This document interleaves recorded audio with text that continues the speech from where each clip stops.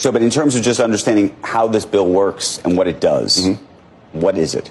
It basically establishes a legal and regulatory framework to issue stable coins here in America. Stable coin is stable, meaning it's backed by a certain currency. In this case, it's tied to the U.S. dollar, but also it's backed either by cash or by short-term U.S. Treasury securities. So it's entirely safe.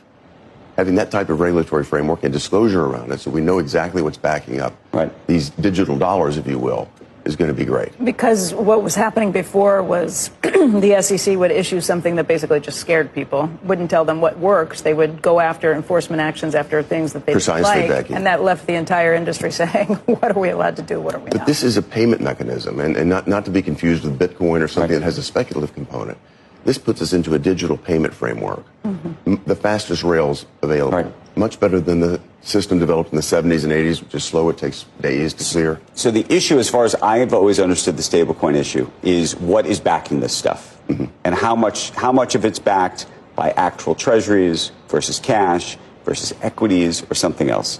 What does this say about all of that? It's not going to be equities. It's going to be high-quality, short-term assets, either short-term short-term U.S. Treasuries or cash.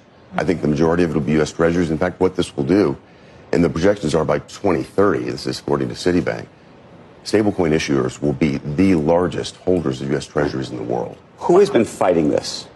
Well, the people that like centralized currencies. This is a decentralized concept. You know, where you register with the various. No, but I'm so interested in terms of who was trying to get meetings with you for the last year to say, please, this is a terrible idea. No one in the industry is doing that. Of course not. It has to do with my colleagues. And basically, it's gotten to be a question, and we'll find out tonight. We have broad policy agreement, Democrats and Republicans.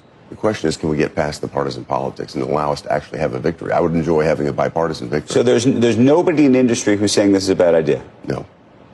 So the only people who are saying it's a bad idea to you thus far are, you're saying, just other politicians? For what reason, though? Politicians that want to see centralized control. Right. And, you know, a centralized control, if you want that, buy the digital yuan.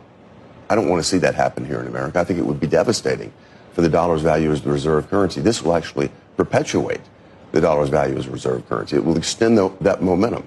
It's going to extend demand for U.S. Treasuries. There's a lot to like about this.